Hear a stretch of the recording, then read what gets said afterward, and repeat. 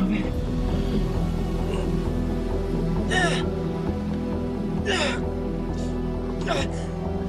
坚持住！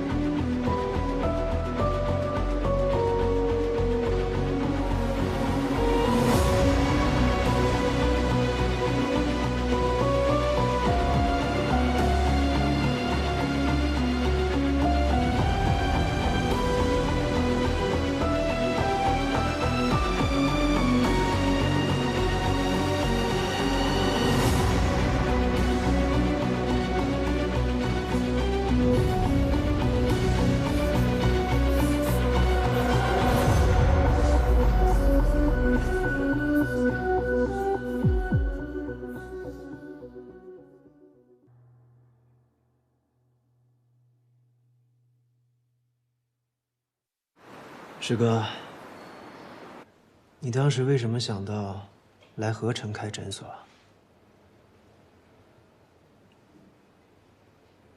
那你为什么会调来合成？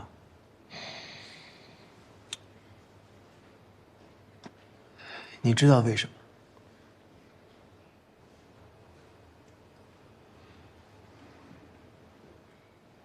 我知道你不愿意原谅李明，但是不管怎么说，他曾经是我们的好朋友啊。来来，我们干杯，庆祝你们毕业啊！干杯，毕业大吉！谢谢了。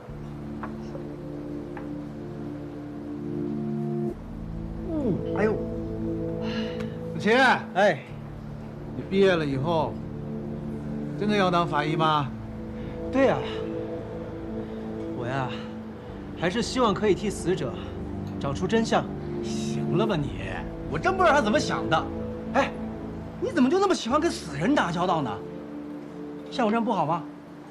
边考研，边搞科研。哎，我跟你们说啊，江城医大最近在研制一种新药，如果研制成功了，不知道能拯救多少人的命呢。你们啊，都是有理想、有抱负的人。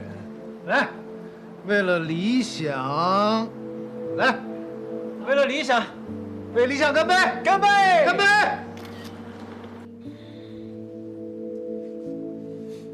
朋友，他如果当我们是朋友，那就不会做出那样的事。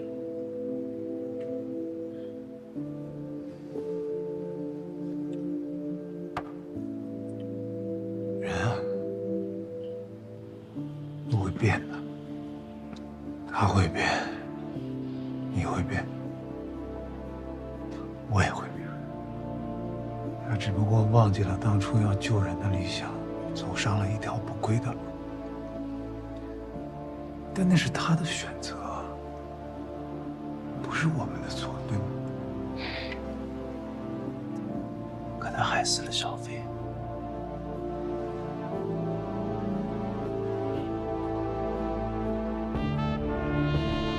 你知道我做心理医生这么久，最害怕碰到什么样的病人？就是明明知道自己不肯醒来，但是执着着不愿意相信的那种。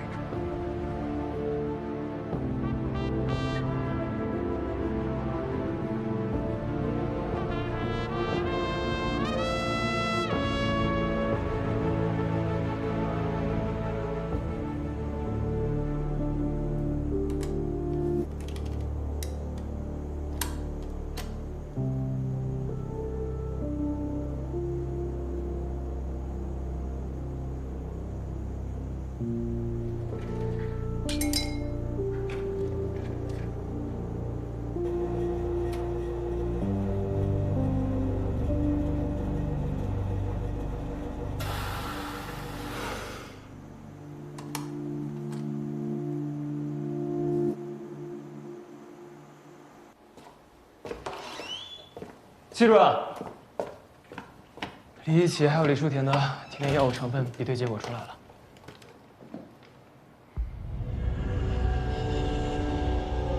两人体内的药物成分比对不符。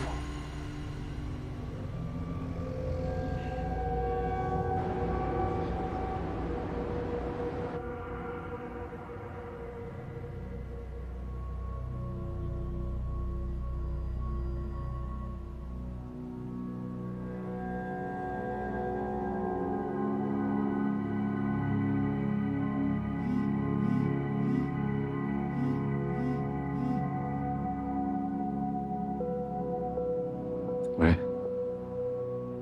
结果出来了。老师啊，师母不在啊。去国外旅游了，和她那几个老闺蜜。刚才来电话说，亏了有你们想着我的生日，这样，她把我一个人扔在家里边，就没那么内疚了。次长，你身体怎么样？恢复的？已经痊愈了，谢谢老师关心。我一直想再去看看你，可是，哎，老师，您别这么说。李明的事儿，您确实不太方便。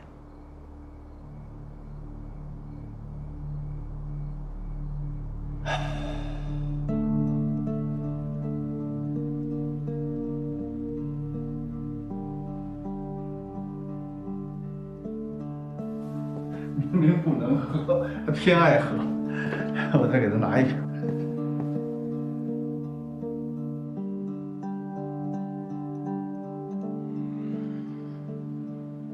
老师，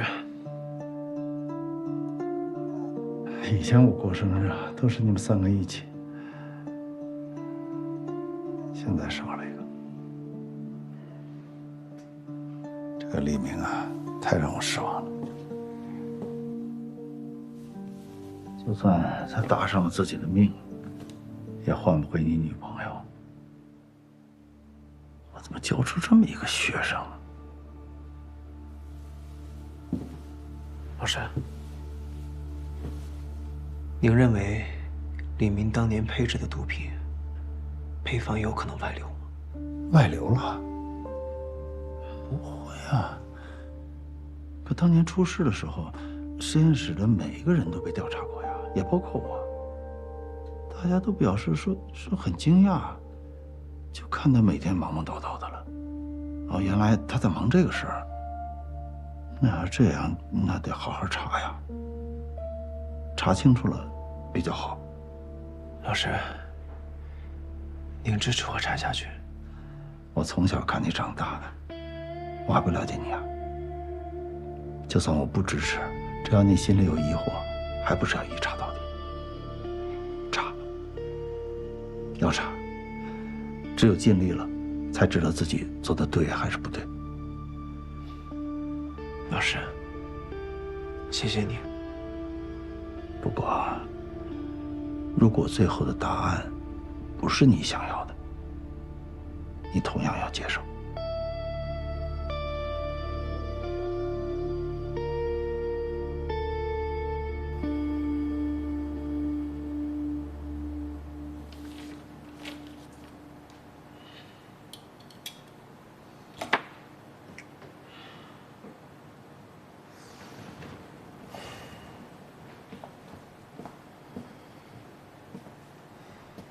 怎么样？那具骨头有什么发现吗？在解剖室，走吧。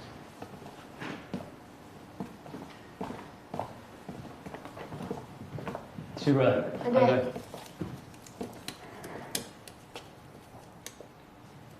这些骨头是来自于多个受害者吧？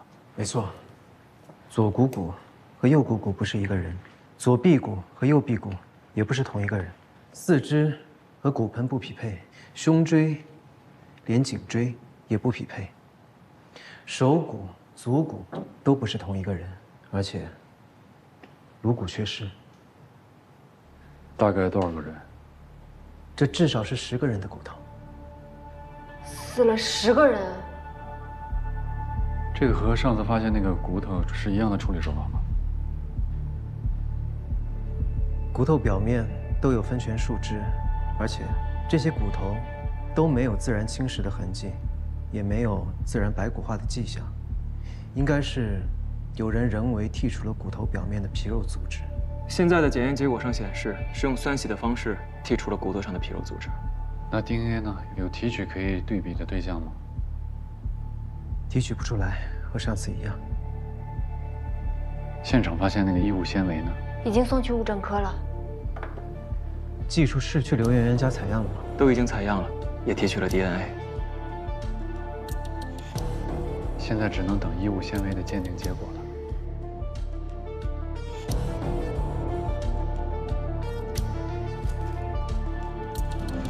判队，结果出来了。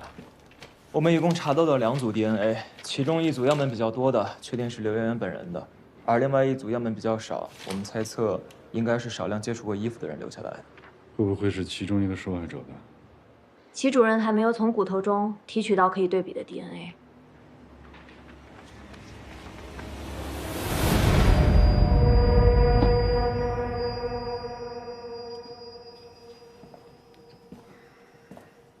根据目前的线索，可以确认受害者至少有10名。凶手先将尸体的皮肉进行处理，再从每具尸骸当中各取出一部分，拼成一个人形，丢弃到城市的各个地方。但是最奇怪的是，10具尸骸，10名受害者，我们都没有能够提取出 DNA 来确认死者身份。我再捋一下，嫌疑人刘媛媛，身高1.7米。体重根据他的同事描述，大概在100斤左右。我们在其中一个抛尸现场发现了他穿过的衣服，而且我们已经知道他在超市有购买强烈溶解剂和刀具的行为。这些骨头都很完整，分权树枝在骨头上附着的也很完全，这要求凶手处理尸体的手法非常高。刘媛媛，她没有任何相关的专业知识，对于一个普通人来说，一个人要肢解10个人，还要在短短的4、5天当中溶尸、分尸，这绝对不是一件容易的事情。齐法医说的对，不可能，绝对不可能。这么繁复的分尸、抛尸，没露出一点马脚来，别说刘媛媛，这神仙也办不到啊。现在这里面的疑点确实太多了。刘媛媛家附近住的隔壁邻居都挨得挺近的。如果他要将10个人杀害分尸，很难想象那个地方是第一现场。而且所有的抛尸地我们都去检查过了，没有任何相关的血迹，还有相关的凶器。这就说明这2个现场，压根儿就不是案发的第一现场。也可能说明，刘媛媛根本就不是凶手，只是凶手推出来的一个迷雾阵，让我们混淆视听。会不会是团伙作案呀？也不是没有这个可能。根据各路报案人的时间推理来看，凶手是在短时间内，甚至是一夜之间完成了所有的抛尸动作，这也很符合团体作案的推论。大家看啊，他们选择的抛尸地点都是这个，比如桥下呀、公园的小树林啊，要不就是这个废弃工厂，这全部都是监控盲区。这说明嫌疑人是经过了缜密的思维判断，最后挑选出这几个抛尸地点的。那北山上那对情侣所找到的手骨和脚骨，会不会是嫌疑人抛尸的最后一部分？不然他为什么烧掉衣服？我记得第一个报案的保安说，他有看到有一个人影。他是觉得自己曝光了，才在抛尸完成后烧掉衣服。就像刚才老万说的，这是一起谋划缜密的犯案。现在当务之急是要找到刘媛媛。刘媛媛她居住这环境是个老旧的小区，我们只找到了仅存的一段监控录像，上面记录了刘媛媛4天前最后出现的时候，身上穿着的就是那件红色的外套，背着黑色挎包。刘媛媛在监控中消失的尽头呢是个小巷，巷子后边呢就是夜市，夜市里边没有监控探头，夜市里边很多个出口，这些出口呢连通的大路上都是有监控探头。如果我们想找到刘媛媛最后的影像信息，这个排查工作难度太大了。这工作量，别说把全队的人算上，就算把区里所有派出所都算上，这也得10天半个月。有没有一种可能，刘媛媛根本就没有走出夜市？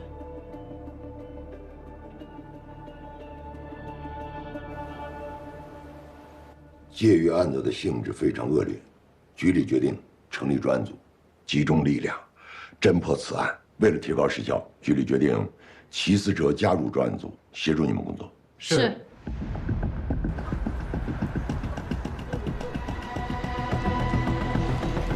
哎，你好，请问一下，您见过这个人吗？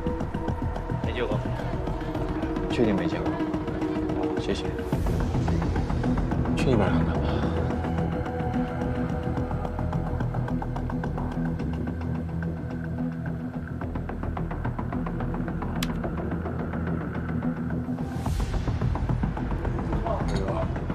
这是见过吗？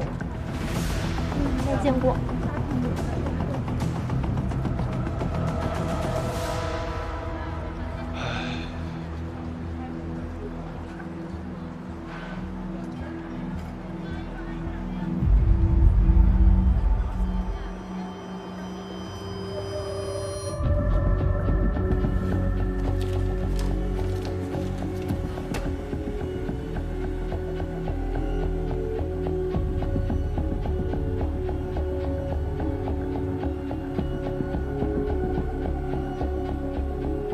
你好，见过这个人吗？没见过。看一下。没见过。谢谢。哎，你好，请问见过这个人吗？我拉过他。确定吗？绝没错，他这人特别抠门。上次说好了8块钱，我给他拉到地方就给我5块。这个刘媛媛平时生活很节俭，基本不打车。你上次拉她去哪儿了？你是干嘛的？我们是，哎，不抠门。让我们去他去过的地方。拿着吧，嗯。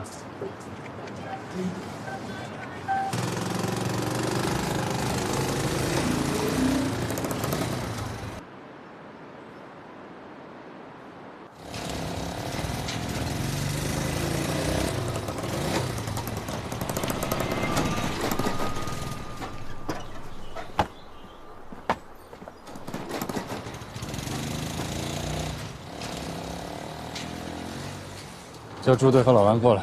好。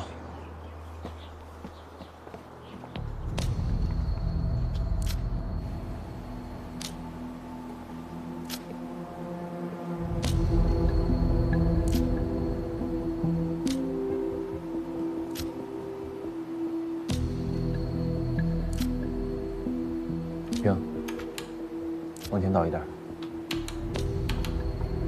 找到了。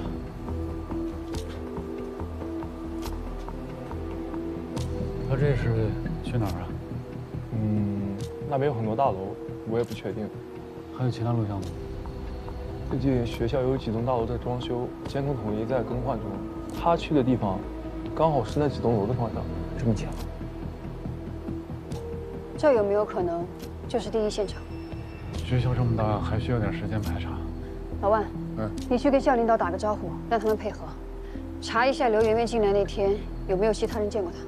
好，小苏，你把从刘媛媛失踪那天开始以后的所有影像资料都拷贝一份，然后跟小李找找看有没有刘媛媛其他的影像。好，周队，我俩回去查一下古海，看有没有什么新的线索。好。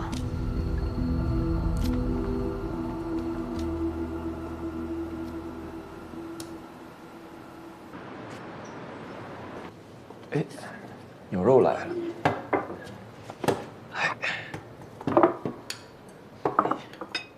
谢老宋。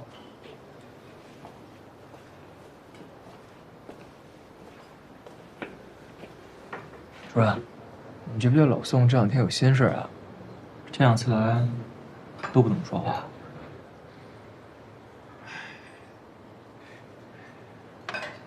吃饭吧。老宋，2碗刀削面。哎，我还说回局里问一下你们有没有新发现，他们在这儿呢。到饭点了还不让吃饭呀？吃。哎，这不是骨头的事儿，一直想不明白是什么原因。我们俩想着说过来吃口饭，换个气场，没准就想出来了。怎么回事啊？没啥胃口。哎，戚主任，赵阿姨。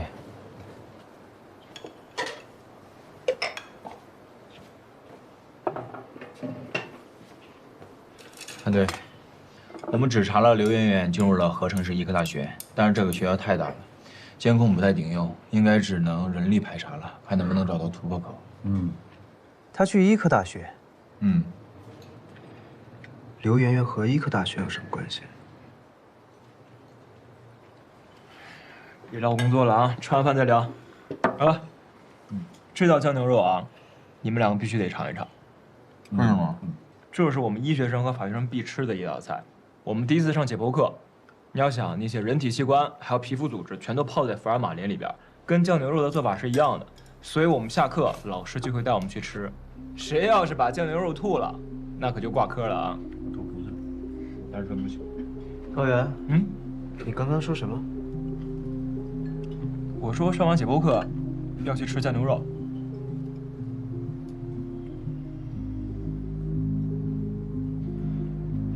我知道为什么了，我知道为什么骨头上提取不出来 DNA， 为什么会有分权树枝了。还有一种可能，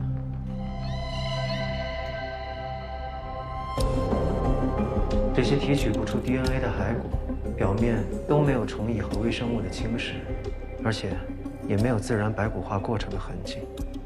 凶手用某种溶液将骨头表面的皮肉组织给溶掉了，所以我们当时会认为这些都是刚刚被杀死的受害者。对，因为的确是有人溶解掉了这些皮肉组织，但他这么做不仅仅只是将皮肉分离，而且还对骸骨进行了化学的处理。你有新推论？我认为这些骸骨根本就不是被害者的尸骨，而是标本。标本。所以尸骨上才会有分权树枝。甲醛和苯酚会起缩聚反应，之后形成的化合物，就是我们在骨头表面所发现的这些分权树枝。你的意思是说，这些红色粉末并不是在凶案现场附着上去的，而是凶手在尸骨上同时利用了这两种物质，产生了反应，才形成的分权树枝。没错，甲醛如果制备成水溶液，在其含量达到37%到40%时，就是福尔马林，而这也就可以很好的解决我一直都没有想通的那个问题：为什么我们一直在尸骨上没有办法提取出来 DNA？ 我们找到的所有的尸骨都是浸泡在福尔马林里面的人体标本，对吗？对，标本在福尔马林溶液中浸泡久了 ，DNA 结构会被破坏。而这也正好解释了为什么这些骨头表面都没有受到白骨化过程的自然侵蚀？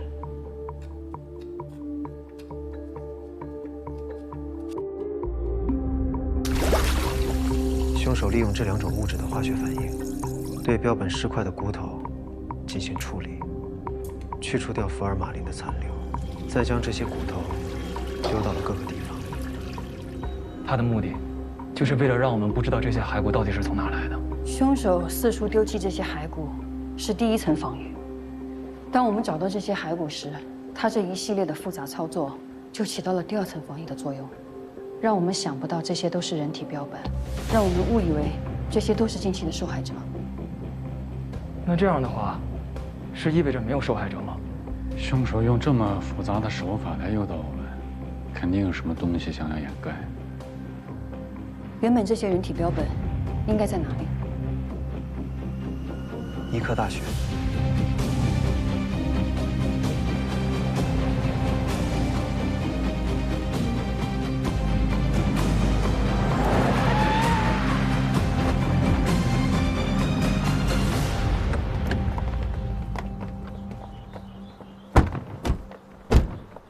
韩队，这是咱学校的保育处处长。你好，你好，韩队。欢迎。这就是标本楼啊？是啊，以前它是实验楼，后来盖了新楼，基本就废了，只留下一个房间做了标本室。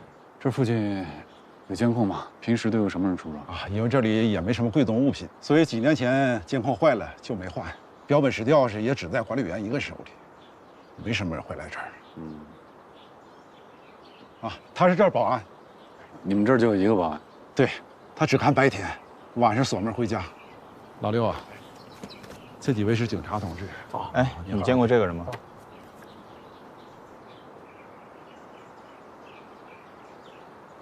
没见过。确定？确定。谢谢。朱队，我带齐主任去楼里看看，你和老范去附近看一下有没有别的住户。这边去。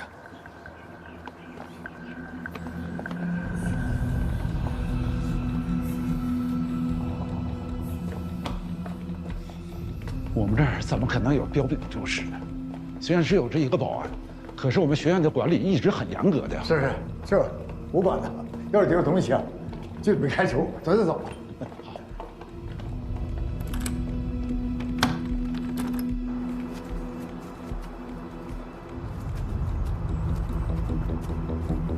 慢点啊。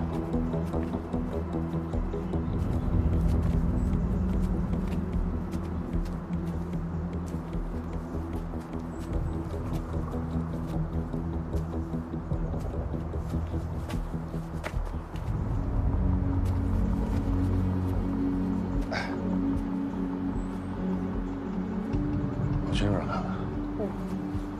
小西，你去调一下附近有没有监控。好，注意安全。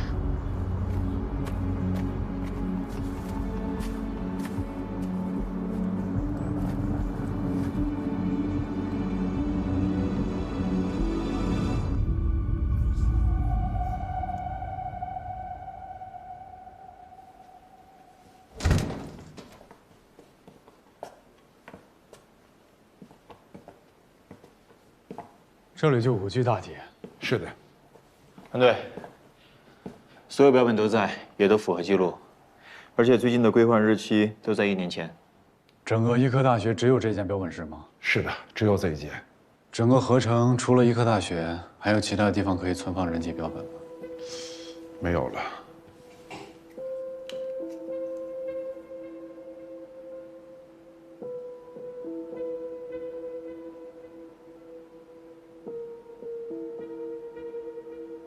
小苏，你刚刚说，这些标本最近被借出的记录已经是1年多以前。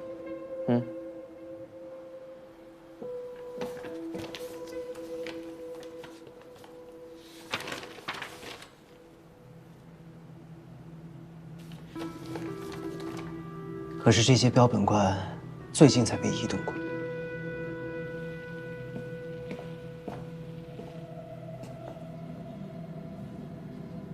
小宋，你去了解下情况，然后把技术车叫过来。行。走吧，跟我走一趟。带路。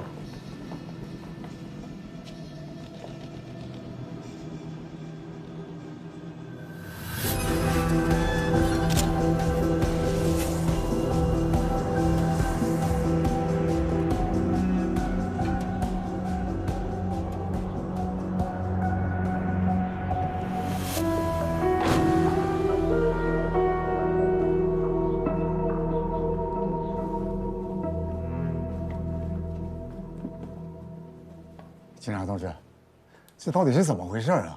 钥匙只有这一把，我一直在他身上，就是上个厕所啊，都不离身。我真不知道，标本怎么会被人动了手脚？每天你都坐这儿？嗯。所以这儿只有一个出入口，来什么人你应该都清楚，都登记了吗？其实啊，我一直都在那儿。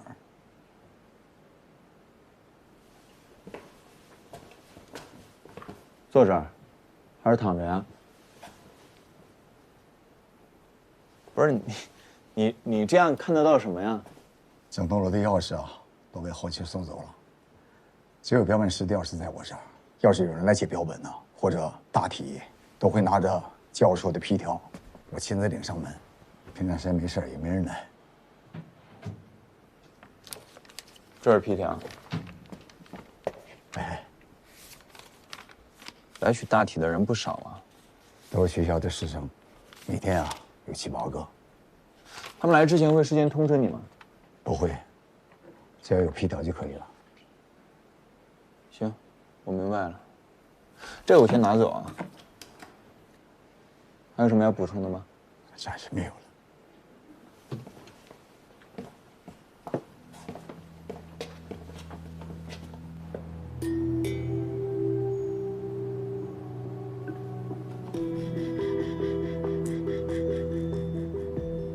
齐主任，从大小上来看，这些尸块都来自于同一具尸体，但现在唯独缺少的就是他的头部。现在可以确认，凶手是先将死者杀害分尸，与标本室的尸块做了替换，处理掉标本室尸块之后，留下尸骸，丢弃到了各个地方。而且我发现，尸块现在所有的切口处都非常的平整，全在骨缝处下刀。看来，凶手对人体结构相当的了解，具有一定的解剖知识。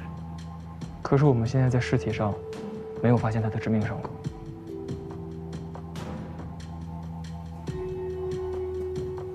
脚腕处有红肿，但是尸体被福尔马林泡过，现在看不出来究竟是什么原因造成的。这样，先给腿部做组织分离，尝试提取 DNA。好。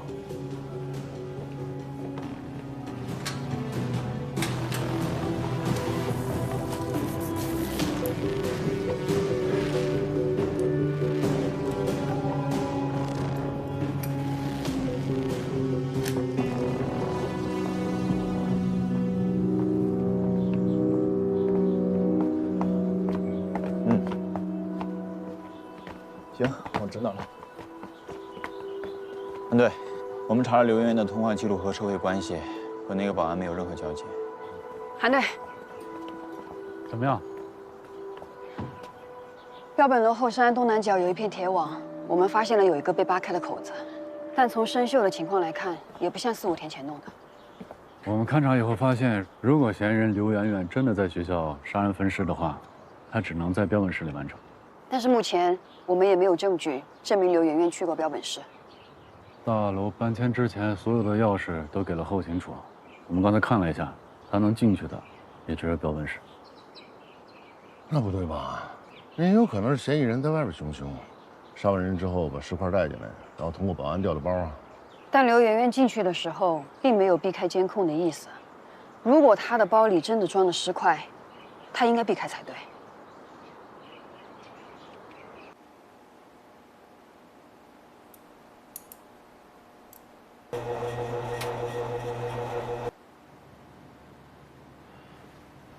结果有了吗？失踪人口和尸块的 DNA 比对没有匹配的，腿部组织结果出来了是吗？嗯，四周患有关节炎。关节炎？嗯。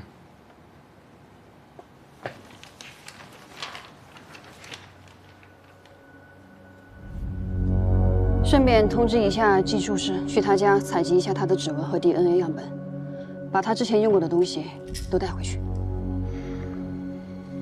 驻队他们搜集回来的药瓶里，是不是有一瓶治疗关节炎的镇痛药？对。还有一个人，我们没有比对过。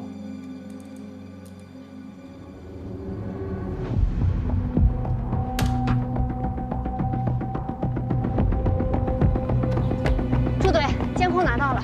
好。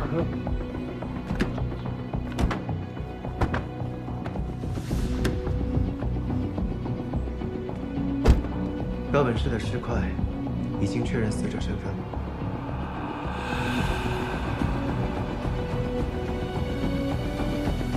是刘媛媛。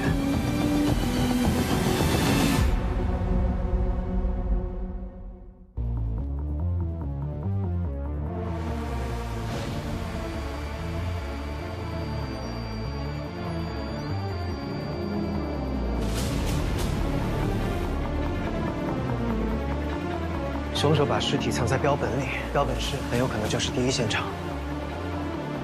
哎，你们什么人？进我的办公室干什么？你是想用刘媛媛做活体实验，所以你把头发藏起来。找着了。既然被你们发现了，那我认你。这就认罪了。知道这个事的人不多，都是医科大学里的人。有人在帮他。我查到你说那个学生丁由美的资料了，她现在也在合成医科大学担任助理教授。这块表我借李明带过。行，不是所有人都和缘分有关。你做好你的工作。